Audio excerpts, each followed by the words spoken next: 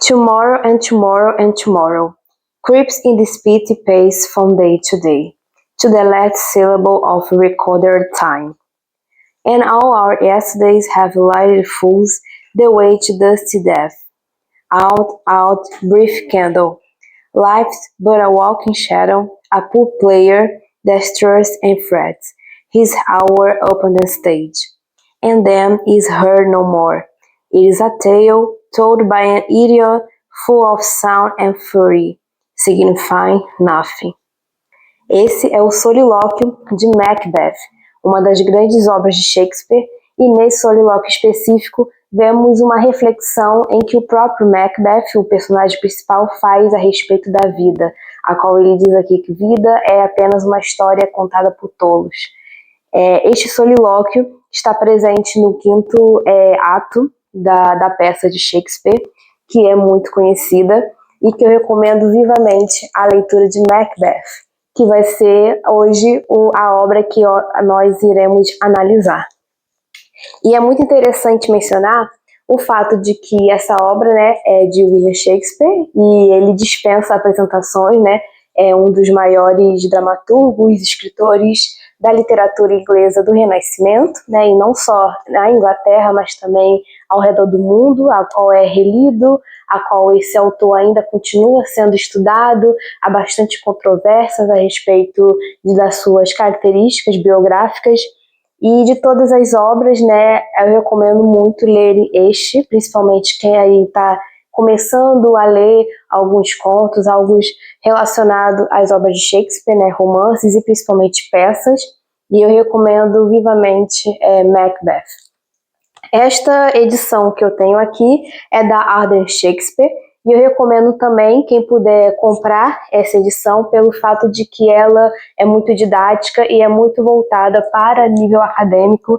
Ela possui, para vocês terem uma ideia, uma introdução com mais de 150 páginas, é realmente bastante extensa, mas tem vários tipos de imagens que retratam peças shakespearianas que foram feitas ao longo dos últimos anos, principalmente do século passado, né, o século XX, e é muito interessante também porque traz um contexto histórico da época que Shakespeare viveu, das suas peças, né, o seu contexto histórico, a qual ele viveu no período elizabetano.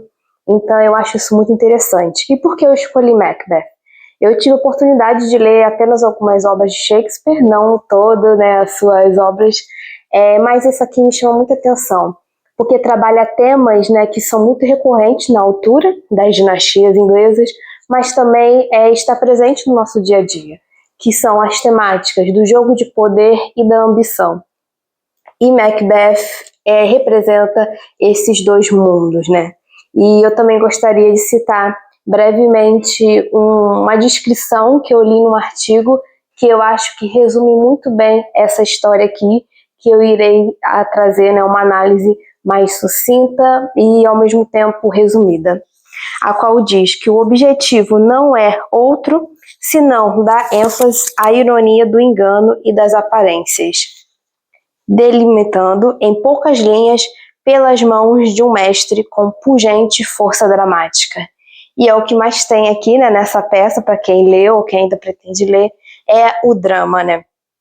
E é muito interessante mostrar que também um grande poeta inglês chamado Samuel Coleridge, no meados do século XVIII, né, a qual ele foi um dos grandes introdutores do romantismo inglês, junto com seu colega William Wordsworth, ele afirma que esta obra é a Holy Tragedy, ou seja, é totalmente trágica, né? E é muito interessante as camadas que cada personagem tem aqui dentro dessa obra, em especial Macbeth, a qual ele está sempre relutando contra aquilo que ele defende e ao mesmo tempo fica hesitante em fazer o que ele quer fazer, porque ele acaba sendo deixado tomar por a sua ambição, cometendo assim algo bastante trágico, né, que tem que dar um spoiler, não tem como, que é o assassinato do rei Duncan. E essa hesitação de que tem que fazer aquilo, mas será que é o certo? Mas mesmo assim eu preciso conquistar, né, o local onde eu quero chegar, eu preciso cometer este ato hediondo. Então ele fica assim nessa hesitação durante, né, toda a obra, mas ele não hesita tanto como Hamlet, né? Quem já leu Hamlet sabe muito bem o que eu estou retratando. E algo também que eu quero destacar aqui ao longo dessa análise é a dicotomia entre ser e parecer, que são duas vertentes presentes nas obras de Shakespeare, em especial nessa daqui. E, inicialmente, né, a obra é nos apresentado Macbeth e Banquo, que é o seu grande amigo, guerreiro, a qual eles têm admiração, né, pelo rei, e o rei tem admiração para com eles por eles serem guerreiros, participarem de guerras, vencerem nas batalhas, defendendo a Escócia. E algo que me chama a atenção é a chegada das bruxas, que, ao meu ver, acaba evidenciando as ambições de Macbeth. As bruxas, elas retratam e elas evidenciam o pior lado desse personagem, a qual, através dessa instigação, digamos assim, que elas fazem para com o nosso protagonista, faz com que ele acabe realmente revelando quem ele realmente é e o que ele está a buscar. E as irmãs revelam que ele seria o próximo Ten of Condor, que é, né, uma posição que é nomeado pelo rei, e que é uma posição dentro do reino de extrema confiança, e ele se ilude com aquilo, ele acredita que aquilo vai acontecer, diferente do seu amigo Banquo, a qual também recebe, né, uma profecia dessas três bruxas, a qual elas dizem que a sua descendência, a descendência de Banquo, iria fazer parte da nova dinastia do reino. E ele acaba ficando cético com essa situação, não apenas com essa profecia, né, dada das bruxas para a sua vida, mas também para a vida de seu amigo, que é o Macbeth. E isso é muito evidente, essa questão do ser e do parecer, né, principalmente quando futuramente, dentro da obra, ainda no ato 1, Ten of Condor, ele trai o rei, e devido a esse ato de traição, acaba que o rei acaba mandando, né, ele à morte, né, condena à morte o Ten of the Condor, e quem assume esta posição é Macbeth, porque, segundo o rei Duncan, Macbeth é um homem leal e de extrema confiança. E eu irei rapidamente ler um excerto aqui dessa peça, principalmente do ato 1 em específico, que fala sobre essa ligação entre o rei Duncan e o Malcolm, que é o seu filho primogênito, né, seu filho mais velho, e que fala justamente sobre essa questão, a qual ele diz: Is execution done on Condor or not? Thus in commission yet yesterday. My lead, they are not yet come back, but I have spoke with one that saw him die, who did report that very frankly he confessed his treasons, implored your highness pardon, and set forth a deep repentance. Nothing in his life became him like the living it. He died as one that had been studied in his death, to throw away the deserted thing he would, as there were careless trifle. There is no art to find the mind construction in the face. He was a gentleman who won a built and absolute trust. Ou seja, ele acaba, né, nessa conversa entre o rei Duncan e seu filho, falando sobre a confiança que ele depositou no antigo Ten of Condor, e que isso acabou, né, se tornando uma tragédia pelo fato de ele ter sido traído. Então, essa questão do ser e parecer está presente no antigo Ten of Condor, mas também está presente no próprio Macbeth, que assume essa posição, e que o rei Duncan, né, não queria imaginar que o Macbeth quer ser ambicioso, né, quer tomar o reino, né, o trono, e acaba por assassiná-lo, juntamente com a ajuda da esposa de Macbeth, que é a Lady Macbeth, que também é uma personagem muito intrigante dentro desta obra, pelo simples fato de que ela praticamente faz com que ele tome esse posicionamento, o seu cônjuge, mesmo que ele hesite no início, e através da sua persuasão, né, através da sua instigação, ele acaba cedendo e ambos cometem esse ato. E é interessante também mencionar que, ao longo da peça, ela acaba por enlouquecer, e isso acaba evidenciando o que era o mais frágil da sua própria personalidade, porque era ela que instigou o seu companheiro a matar Duncan, e após esse ato trágico, ela acaba meio que se culpa, se sente solitária, restrita, e acaba por enlouquecer devido a esse peso, né, esse remorso que ela carrega ao longo de sua vida.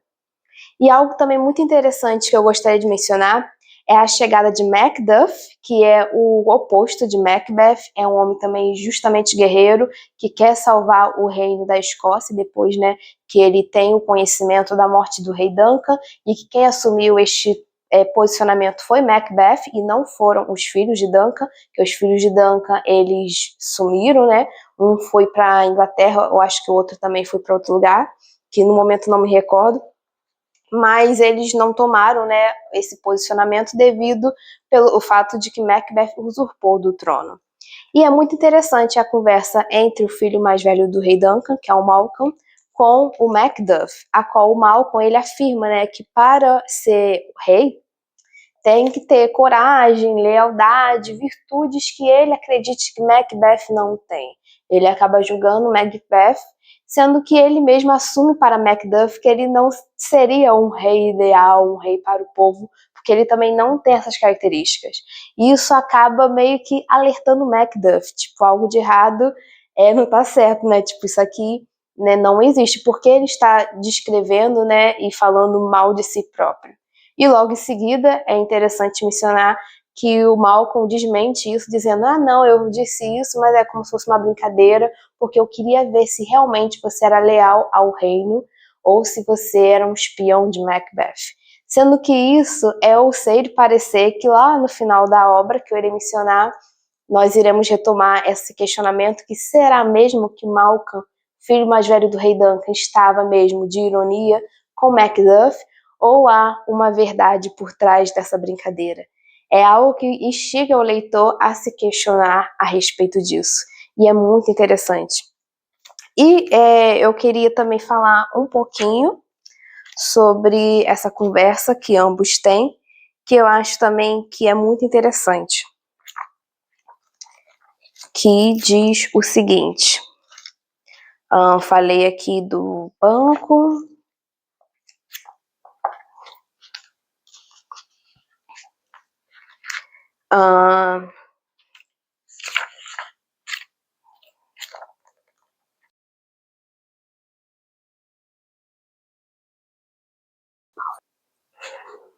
e no ato 4 vemos essa conversa que se dá entre Malcolm e o Macduff, a qual Malcolm diz, "But I have known the king become grace as justice verify, temperance, establishes bound, perseverance, mercy, loneliness, devotion, patience, courage, fortitude, and I have no relish of them, but abound in the division of each several crime, acting in many ways.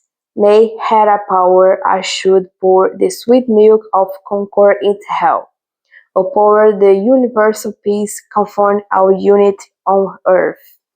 Ó Scotland, Scotland." Ou seja, Macduff, tipo, ó Scotland, Scotland, né? Ou Escócia, né? Tipo, quem vai ter piedade deste reino que é governado por homens ambiciosos e malucos, né? Por assim dizer. E também essa questão do sei do parecer fica extremamente evidente no final da obra, a qual as três bruxas aparecem novamente para Macbeth em um momento de extrema vulnerabilidade, em um momento em que ele se vê isolado e que ele sabe que a qualquer momento Macduff irá atrás dele, né, pelo reino.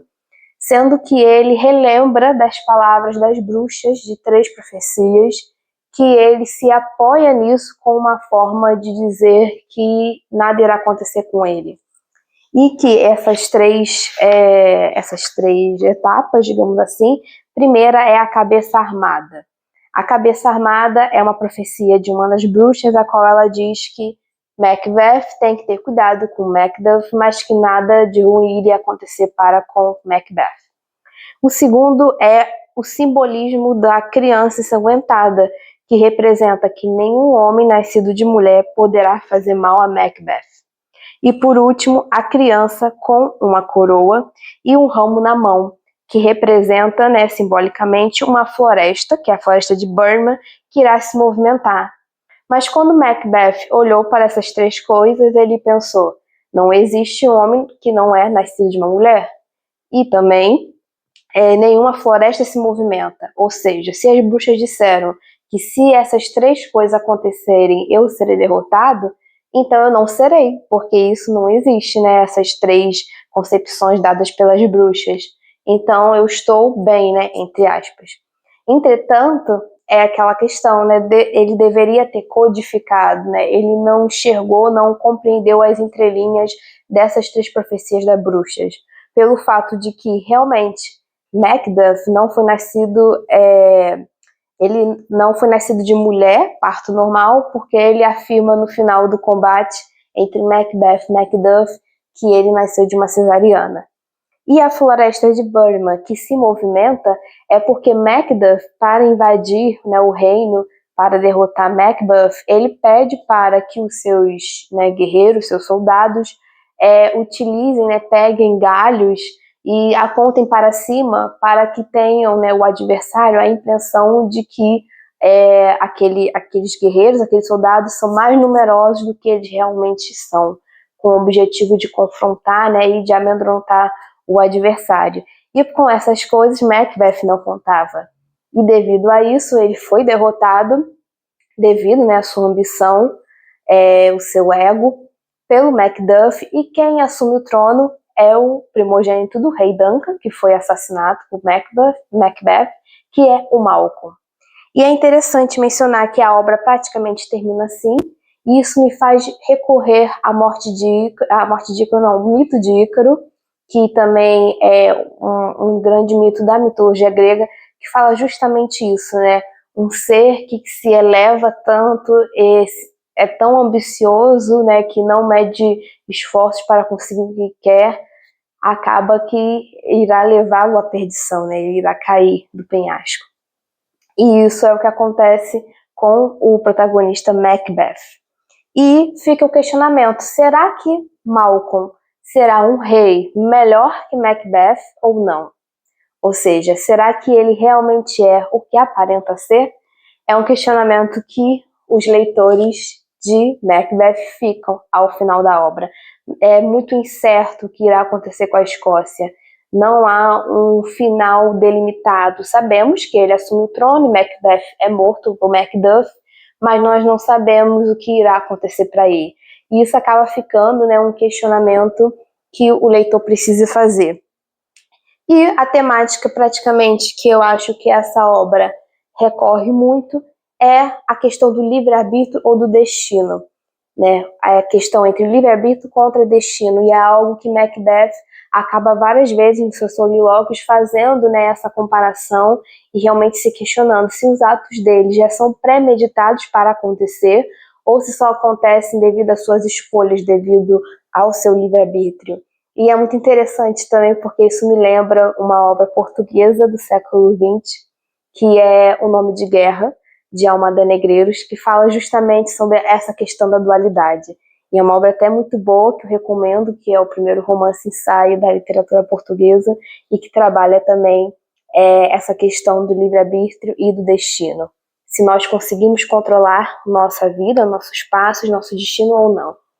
Então é isso, espero que vocês tenham gostado dessa análise, a qual eu foquei mais a respeito da dicotomia entre ser e parecer em Macbeth.